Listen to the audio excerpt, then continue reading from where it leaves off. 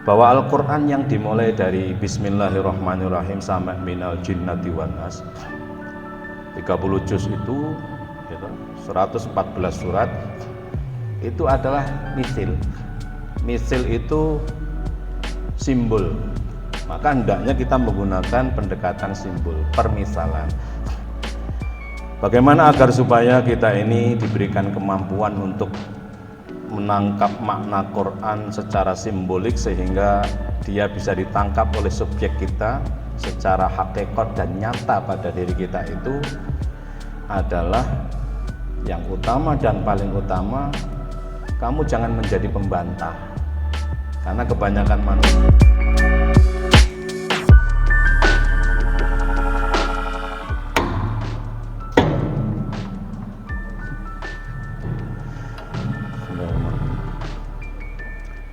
Assalamualaikum warahmatullahi wabarakatuh.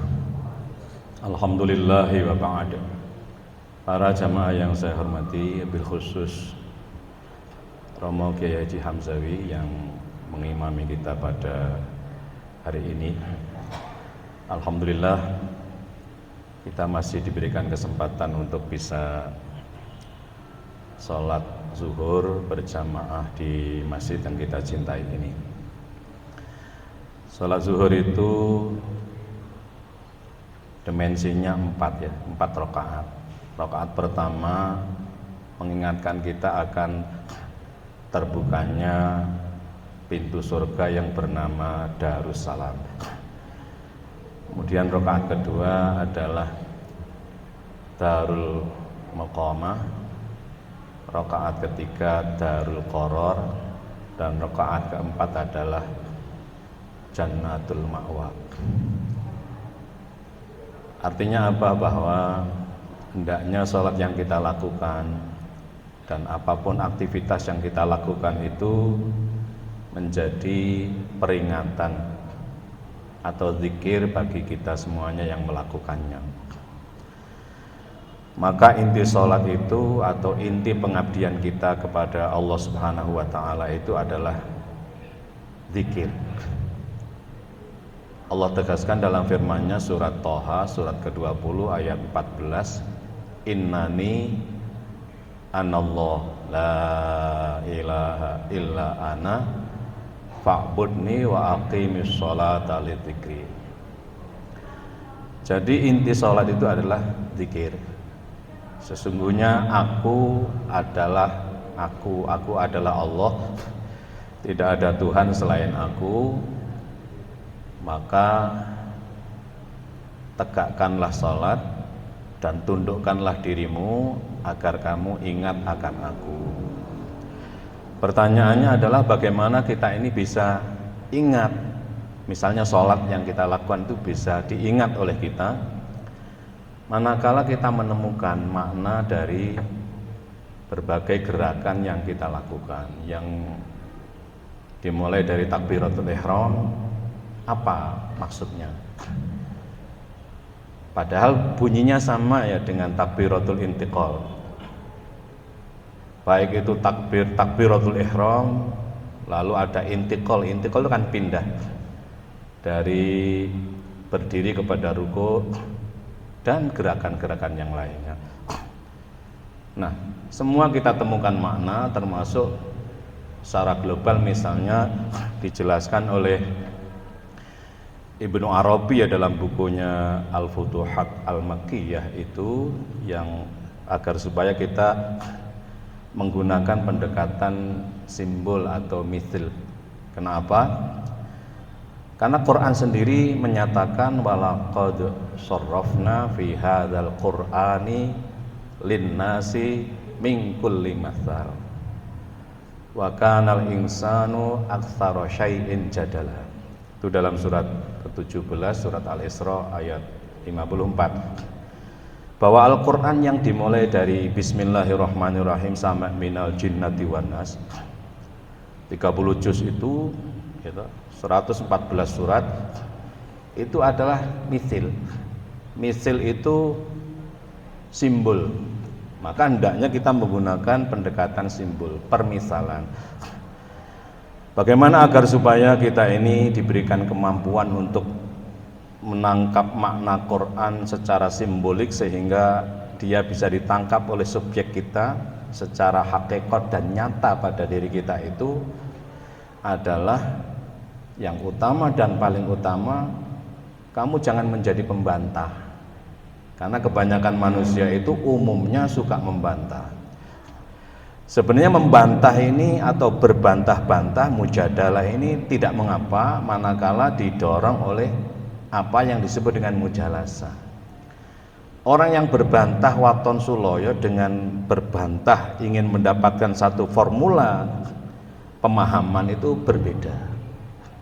Maka antara orang yang berbantah-bantahan dengan orang yang ingin mendapatkan penjelasan dalam artian mujalasa itu fenomena zahirnya sama, bedanya dirasa masing-masing. Saya kembali kepada sholat misalnya, kalau kita sholat lalu tidak mengerti terhadap apa yang dilakukan, maka tidak bisa ingat. Kalau tidak bisa ingat sama dengan tidak sholat. Begitu dikatakan oleh Al-Buzaidi dalam bukunya Bughyatus Salik wa Irsyadul Halik. Maka zuhur itu adalah bagaimana kita menemukan rakaat pertama ini benar-benar mengingatkan kita akan membuka atau terbukanya pintu surga Darussalam, Darul Muqamah, Darul Qarar, lalu Darul Ma'wa. Semua dijelaskan, dimisalkan, disimbolkan, dimetaforakan dalam Al-Quran, dalam berbagai ayat.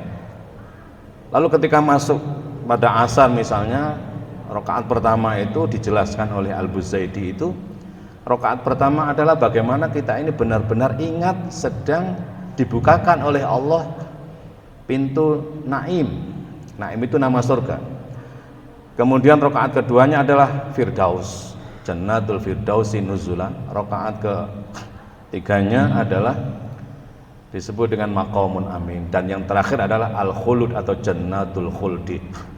Sehingga totalnya 8. Maka ketika kita menegakkan zuhur dan asar ini adalah terbukanya, tersedianya bagi kita 8 pintu surga. Inilah yang dimaksud dengan kita menggunakan pendekatan berbalik.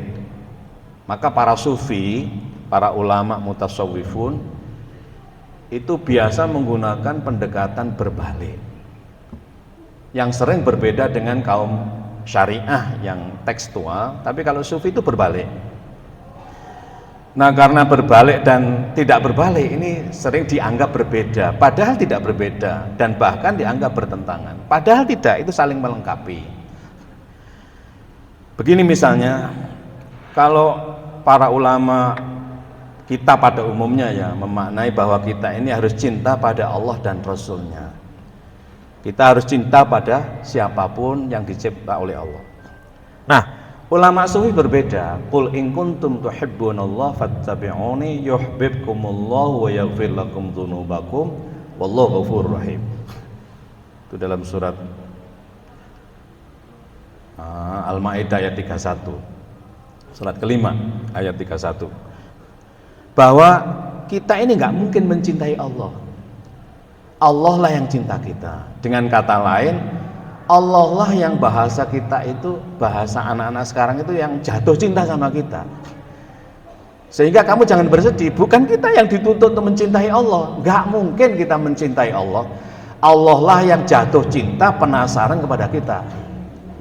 Tidak mungkin kita mencintai Allah itu. Apalagi Allah yang cinta kepada kita.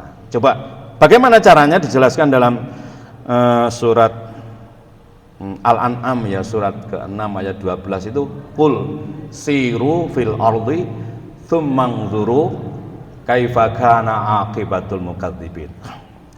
Lakukan perjalanan di atas bumi, jangan berada di satu kelompok saja. Cobalah kamu itu berada di mana-mana itu.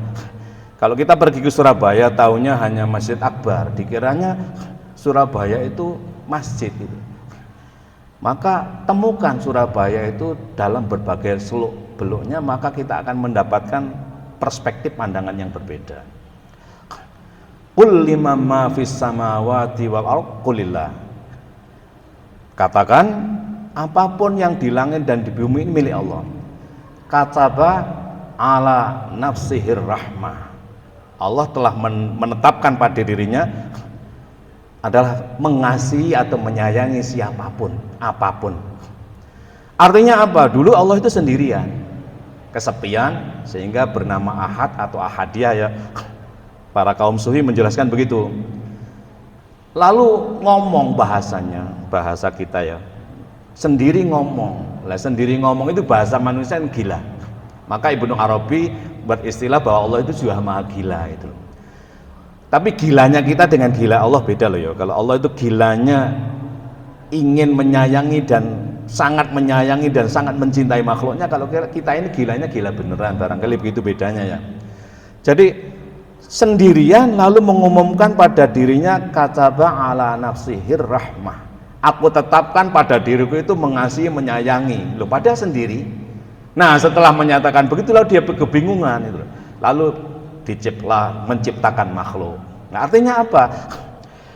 Yang jatuh cinta itu bukan kita, tapi Allah. Maka kita disuruh tenang-tenang saja hidup ini. Bagaimana kita bisa tenang? Ya ingat itu loh. Bagaimana ingat itu? Kamu harus tahu terhadap apa yang kamu lakukan, menangkap maknanya itu tadi. Jadi surga yang mengejar kita, bukan kita yang tergila pada surga. Bagaimana caranya? Ya kalau kamu sholat ingat, ya sudah. Kalau kamu sudah 4 rakaat zuhur, 4 rakaat, 8 itu terbuka semuanya. Bahkan semuanya memanggil kita untuk dilewatinya.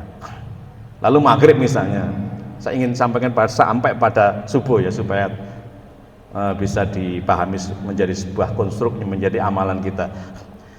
Apa maghrib itu? Jadi ini adalah pendekatan metafora simbolik atau mithil, permisalan yang dikemukakan oleh ulama yang sangat terkenal, Ibnu Arabi. Bukunya yang sangat monumental, Al-Futuhat Al-Makkiyah. Apa maghrib itu? Maghrib itu adalah 3 kan dimensinya. Itu adalah yang rakaat pertama adalah maghrib kan malam. Malam itu gelap kan? Gelap itu zulum. Zulum, orang yang berada dalam kegelapan atau melakukan itu zalim sebutannya. Maka malam itu identik dengan kegelapan. Kegelapan itu adalah dosa. Maka simbolnya adalah neraka. Misilnya, metaforanya adalah neraka. Maka neraka itu 7 pintunya ditutup dengan 3 rakaat maghrib dan 4 rakaat isya. Maka maghrib rakaat pertama adalah pintu hawiyah. Kita harus ingat itu gitu. Lalu temukan apa hawiyah pada diri kita sebenarnya. Yang kedua adalah sakor gitu. Apa sakor itu coba nanti apa. Lalu kemudian lazo, secara bahasa kan menyala-nyala. Itu adalah diri kita semuanya, kembali pada diri kita semuanya. Lalu masuk semakin gelap malam, namanya adalah sair. Sair itu kan gatal artinya, gatalan pada diri kita. Keadaan diri kita yang sangat gatal, kudu marah itu setelah lazo menyala-nyala diiringi dengan gatal, sair. Lalu jahim itu perang lah, artinya ingin meluapkan kemarahannya itu di luar batas, apa bahasa kita itu, ngawur lah sudah. Lalu kemudian yang berikutnya adalah setelah jahim adalah khotomah, diiringi dengan mengumpat-umpat, jadi ngamuk sambil ngomong pula. Dan yang terakhir adalah jahanam. Udah jahanam itu orang Jawa bilang intipin rokok wis. Nah, 3 rakaat maghrib dan 4 rakaat isya ini adalah simbol kita menutup pintu neraka yang jumlahnya 7. Temukan itu. Kalau kita tidak ingat itu, maka ibaratnya kita sholat itu tiwas capek itu loh. Capek dan tidak ada hasil. Sehingga inti sholat yang namanya zikir atau zikrullah atau zikru itu tidak kesampaian. Bahkan masih ditambah wa minal laili fatahajjad bihi nafilatal lak asa ayyab'atsaka rabbuka maqaman mahmudan. 7 pintu neraka ditutup. Jadi neraka itu di maghfirah itu ditutup. Artinya dosa kita itu tidak dihapus, tidak kelihatan. Neraka itu tidak dihilangkan, tapi ditutup oleh kita. Lewat apa? Salat kita itu 3 rakaat maghrib dan 4 rakaat isya, ditambah dengan tutup itu ada nafilah. Nafilah itu ya lakban lah bahasanya, salat tahajud. Tahajud itu adalah lakban lah, barulah masuk tertutupnya 7 pintu neraka ditambah dengan nafilah tahajud gitu. Datanglah subuh, dimensinya 2, rakaat pertama adalah maghfirah, tertutup rapat. Rakaat kedua adalah rahmah, terbukanya 8 pintu surga. Maka sebelum masuk zuhur dan asar itu ada sholat duha, sholat kegembiraan. Artinya apa? Dalam waktu duha jangan sampai kamu marah. Maka orang Jawa dulu isu-isu ojo nesu. Bagaimana caranya? Tegakkan 2 rakaat minimal sholat duha. Agar apa? Agar bahagia. Kenapa? Kalau kamu tidak bahagia, tidak akan diberikan kemampuan untuk memasuki 4 rakaat zuhur dan 4 rakaat asar, 8 pintu surga. Jadi itu totalitas satu. Inilah yang dimaksud dengan penjelasan metafora simbolik yang digambarkan oleh salah satu ulama mutasawwif, filosof, Syekh Muhyiddin Ibnu Arabi. Bapak Ibu yang saya hormati, saya kira begitu aja. Semoga apa yang kita lakukan ini tidak sekedar ritualistik yang diulang-ulang tapi tidak ada maknanya. Semua gerakan mulai dari takbiratul ihram. Kenapa? Rukun sholat 13 ya toh. Lalu ada rukun fi'li, ada rukun qauli. Rukun qauli jumlahnya 5 ya toh. Takbiratul ihram, Fatihah, sholawat, tahiyat, salam ya toh. Rukun fi'li jumlahnya 6, misal qiyam, ruku', i'tidal, lalu sujud, duduk di antara 2 sujud, duduk akhir, dan dia harus ditartibkan ya ke dalam kolbi kita. Itu kenapa kok 13? Apa 13 itu maksudnya? Ini harus kita temukan agar supaya ia benar-benar menjadi ingatan kita kepada Allah, dan akhirnya sholat yang kita lakukan akan melahirkan pribadi tercegahnya diri dari perbuatan keji dan mungkar. Itulah usluma uhiya ilaika minal kitabi wa aqimis sholata inna sholata tanha anil fahsya'i wal munkar wala dzikrullahi akbar wallahu ya'lamu ma tasnaun. Itu surat Al-Ankabut surat ke-29 ayat 45. Wallahu minkum wallahul muwaffiq ila aqwamit thoriq. Assalamualaikum warahmatullahi wabarakatuh.